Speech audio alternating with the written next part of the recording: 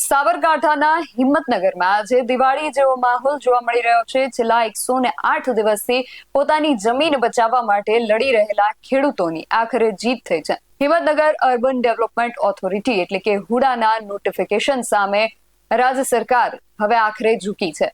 શું છે સમગ્ર વિગત જાણીએ અહેવાલમાં। જય હિન્દ BSI TV ન્યૂઝ પર આપની સાથે હું છું નિધિ ગઢવી।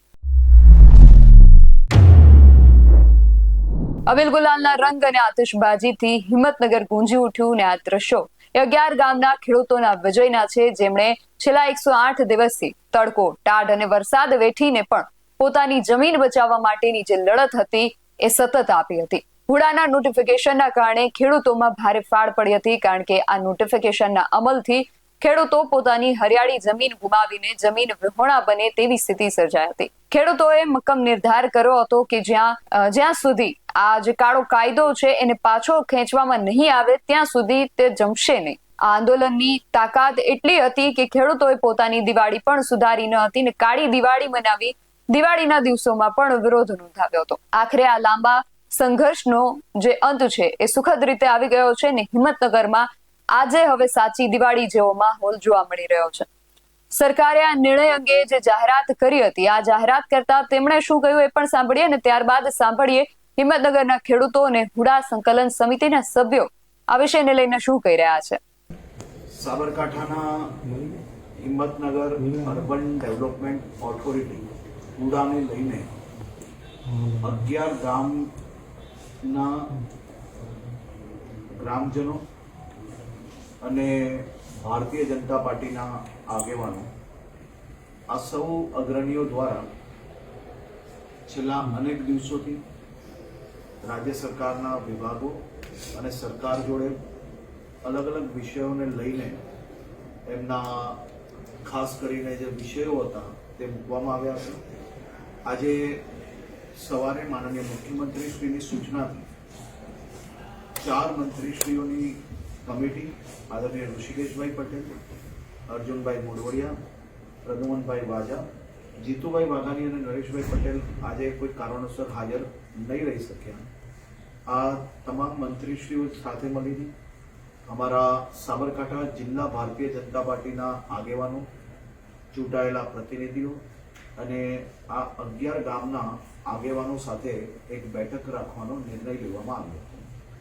આદરણીય મુખ્યમંત્રી શ્રી દ્વારા ખાસ સૂચના આપવામાં આવી હતી કે સૌ ગ્રામજનો અને આગેવાનોના મનની જે વાત છે અને ખાસ કરીને કોઈ બી પ્રકારે તેમને તકલીફ ના પડે તે પ્રકારનો નિર્ણય તાત્કાલિક ધોરણે બેઠક કરીને લેવામાં આવે।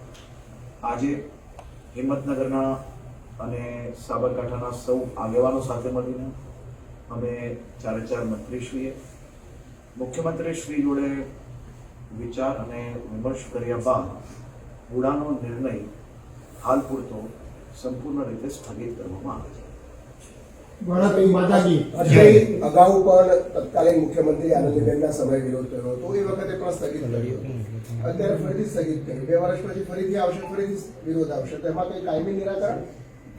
આ તમામ ગામના સૌ અગ્રણી અને અમારા સૌ લોકોની ખૂબ ડિટેલ ચર્ચા આ બાબતની થઈ છે અને સૌ લોકોના હિતમાં જ જે નિર્ણય લેવાયો હતો તેની ખાસ કરીને એમને આવશ્યકતા નથી લાગતી, જેથી સરકાર દ્વારા નિર્ણયને સ્થગિત કરી લેવામાં આવ્યો।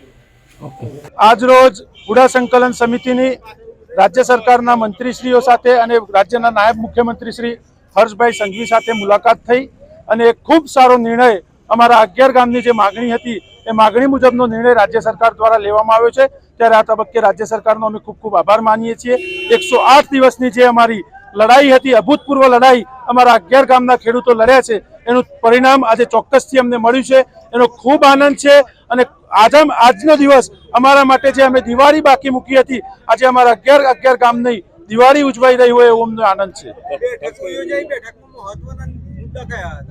આજે બેઠકમાં રાજ્ય સરકારના મંત્રીશ્રીઓ હાજર હતા, એમને અમારી તમામ બાબતો અમે શા માટે હુડા ઈચ્છતા નથી એની ખૂબ ઊંડાણપૂર્વકની ચર્ચા કર્યા બાદ રાજ્ય સરકારના મંત્રીઓ એક નિર્ણય પર આવ્યા અને એમને અમારી વાતને સમજી સાંભળી અને અમારે જોઈતો તો એવો નિર્ણય લેવાનો પ્રયત્ન એમને પણ કર્યો છે.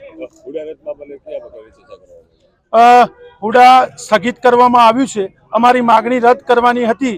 અમે ખેડૂતના દીકરા છીએ. ખેતરમાં પાક વાવ્યો હોય અને કદાચ ફેલ જતો રહે તો ફરીથી ખેડીને વાવતા પણ આવડે છે. એટલે હુડા ચોક્કસથી રદ થવાનું છે. હાલ પૂરતું સ્થગિત કર્યું છે. ટેકનિકલ બાબતો અને વહીવટી જેની કામગીરી હોય એના અંતે અમે જેવું ઈચ્છીએ છીએ એવું પરિણામ ચોક્કસથી આવવાનું છે. અત્યારે તો કોઈ કહેવાની વાત જ નથી.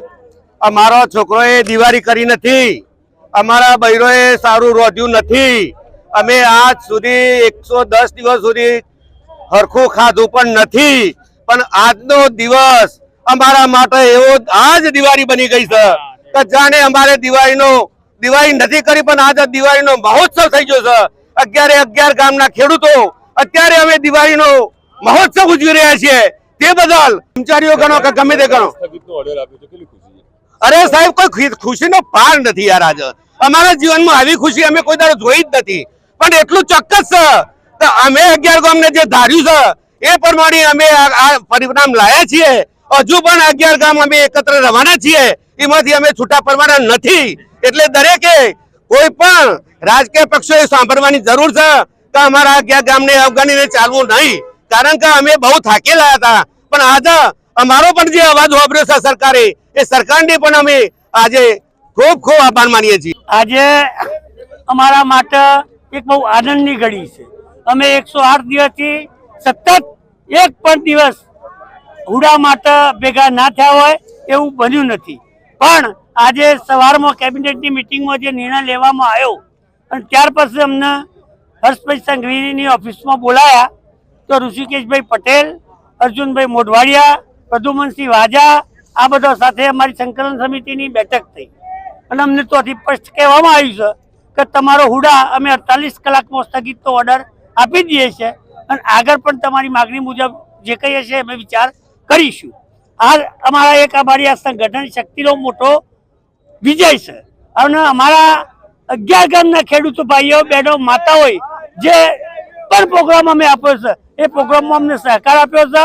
પત્રકાર મિત્રોએ પણ અમારી બહુ મદદ કરી છે. મીડિયાએ પણ અમારી બહુ મદદ કરી છે અને જિલ્લા સંગઠને અમારા માટે અતિશય પ્રયત્નો કર્યા છે. એટલે જિલ્લા સંગઠનનો પણ હું આભાર માનું છું અને અમારા 11 ગામના તમામ ભાઈઓ બહેનો માતાઓનો ખૂબ ખૂબ આભાર માનીએ છીએ આ વિજય ઉત્સવ.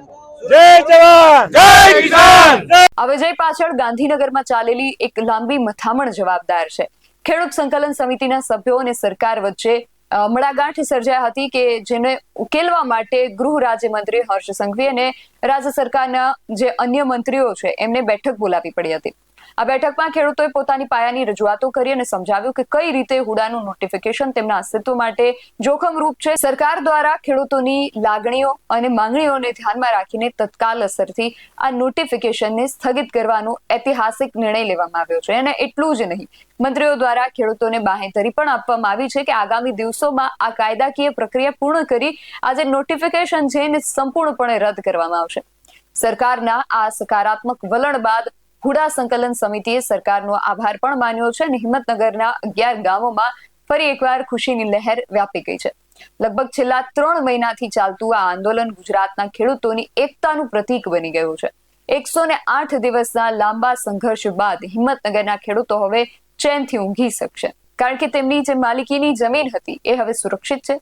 સરકારના નિર્ણયને તેમણે હર્ષભેર વધાવીને હવે પોતાના ખેતરો તરફ નવી આશા સાથે આ ખેડૂતો પરત ફરી રહ્યા છે. આ સમગ્ર વિષયને લઈને તમારું શું માનવું છે અમને કમેન્ટ કરીને ચોક્કસથી જણાવજો.